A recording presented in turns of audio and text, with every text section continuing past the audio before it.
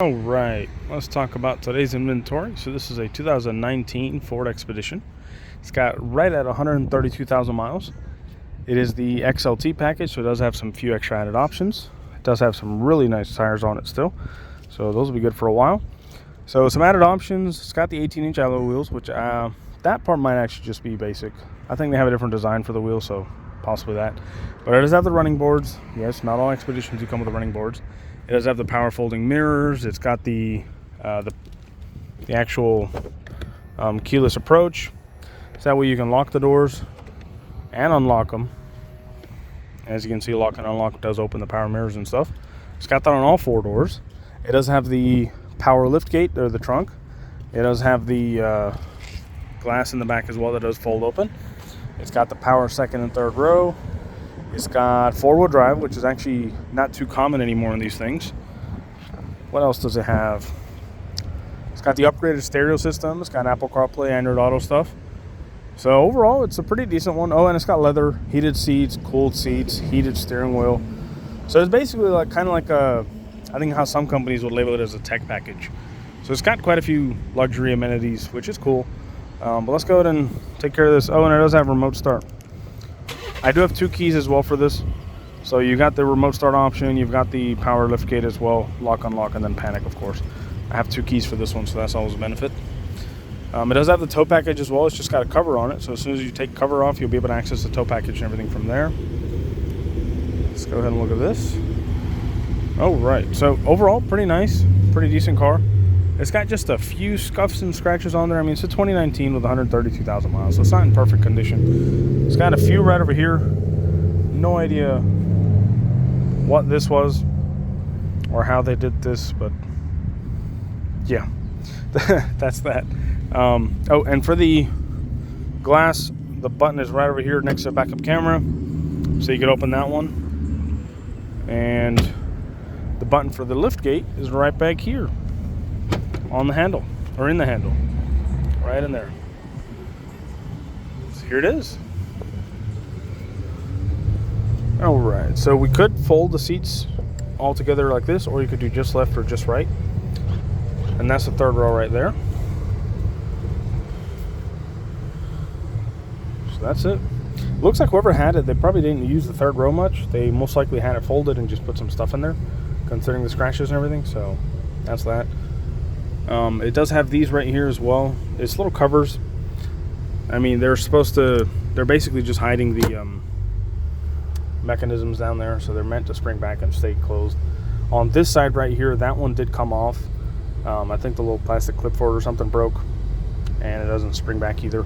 So what I did, I just put a little screw, because it's got a plastic frame right behind it. I just put a screw in there so that way it just holds it in. That way it doesn't come off. But yeah, it just won't spring back. But it's still there, still functional, still doing its job. That way you can still put stuff on it without having to worry about anything falling in between. It's all there. So the second row, Ford probably could have thought about this a little better. Normally, they don't have any power options for a second row. And if you get the added options, you do have this power option where you can fold the seats, the left, middle, and right. But it won't bring them back up. You have to do that manually. And that's the thing with Ford that's not a flaw in the car. That's just that. But yeah, essentially I'll show you one. I'm just going to do the same thing with all of them. There we go. And you can do the same thing with the middle or the right one. It does have some buttons right over there as well, so that way if you're ever sitting in the back row and you want to be able to move out, if you press those buttons, it'll be able to, like, I think it's like a semi-fold where it folds it a little bit, and then you can just push the seat forward, so that way you can actually just step out of the door. So it does have that option on both sides, which is cool because not all Expeditions have that. This is the first Expedition I've had that actually has that option, which is kind of neat. It's got the USB chargers in the back as well on both sides, and then just some standard strapping locations in case you have something back here that you want to strap. A little hanger location as well, I think. Yep. Yeah, that's basically it. I'll leave the third row up and go ahead and fold the trunk or close the trunk as well. But there you have it. Power third row.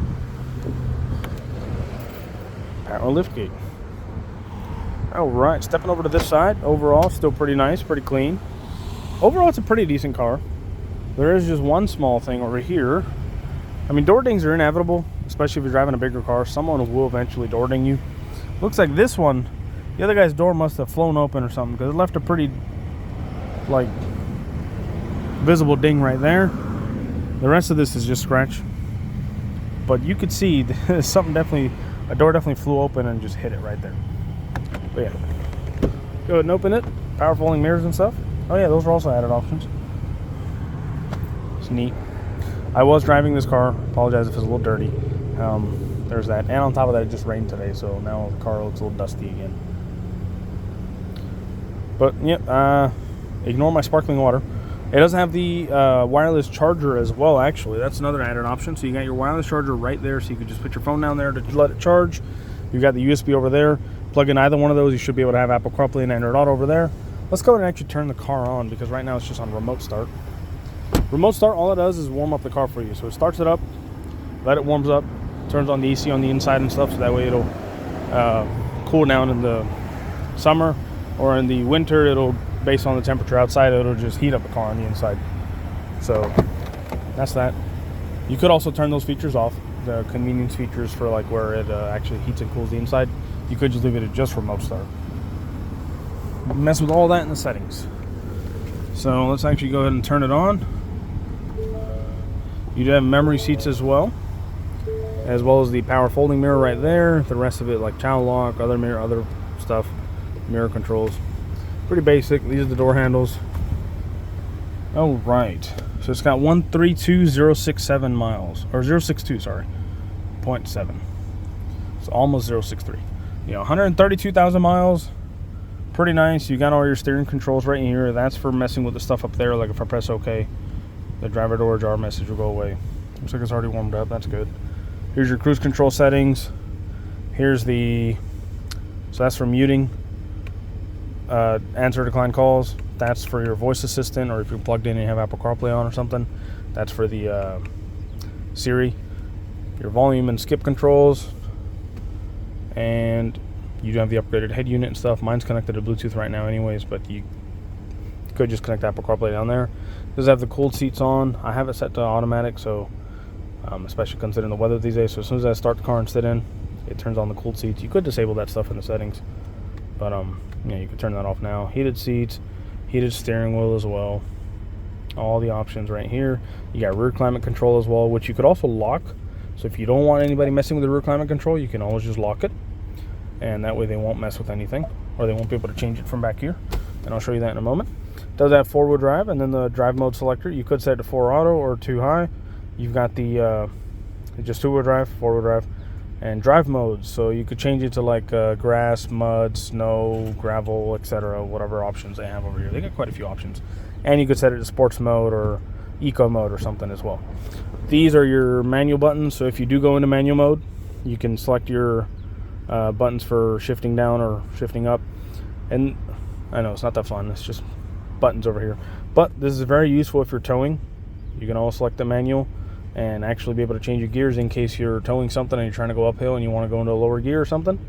You can always change that stuff right there. So yeah, it's also got tow haul mode as well and stuff like that. Slow coin tray, cup holders, driver there. Very spacious in the center console, that's for sure.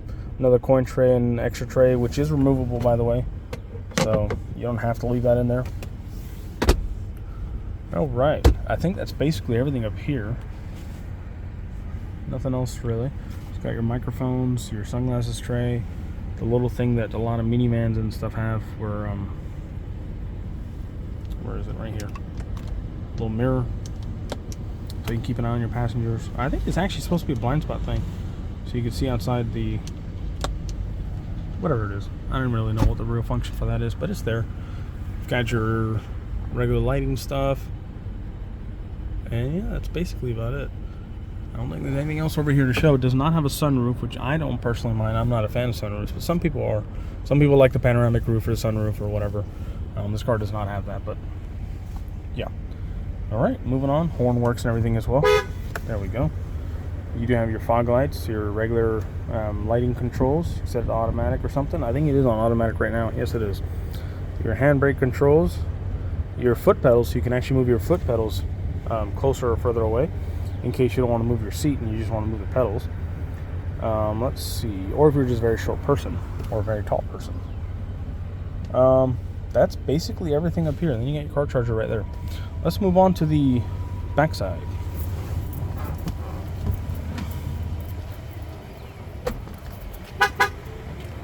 So it will honk at you, letting you know that the car's on and the key's not inside the car. Just for you to know. Let's go ahead and put this back up. All right. This is the, well, you can't see the button options from here. There were the two buttons I was talking about. If you press them, in fact, it's got one up here as well for you to take a look at. So that just releases it. So you can just push it forward, let it slide, and then hop in and out of the car. It's right there. You got the two little steps right over there as well. And then otherwise bring it right back, put it right back. There you are. Pretty simple, pretty easy to use. There's your rear climate control options. You've got two USB chargers over here as well. And you can change some of the climate controls. It does have the air vents as well. It does have a little actual outlet over there as well. But yeah, that's basically all that. And it's got rear air vents, because believe it or not, not all of these third row cars have rear air vents. And some of them, they are option. You know, you have to get all the options to get it. This one already has like a basic tech package or whatever it is, so it's got a lot of options, a lot of features, which is good. It's just a little dirty. I gotta clean it up again. That's basically that. I don't think I'm missing anything. Kind of went over the condition already. Let's go ahead and give it some revs so you can hear the engine as well, because I think it is warmed up by now. It's been on for a while. This video's going on about 12 minutes. Yep. All right, let's go ahead and rev the engine real quick so you can hear how it sounds. We'll do it with the cabin completely closed first. So all the windows up, doors closed, so you can hear it. I changed it to my seat option. Yeah, you can change all those. You can set your own memory seats. So let's see.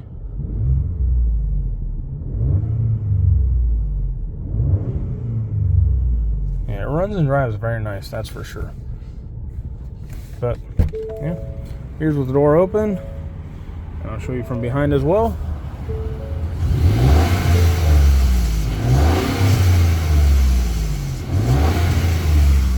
And let's move over to the front.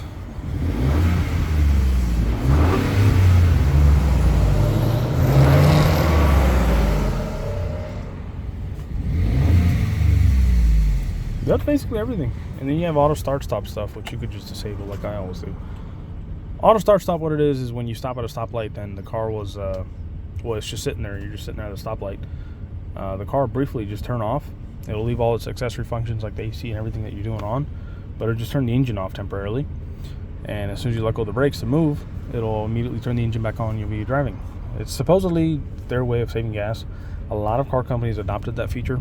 Personally, I hate that feature, and I always just turn it off whenever I sit in these cars. But yeah, that's basically everything. I don't think there's anything left for me to show you. If you have any questions for me, you're more than welcome to ask me anything.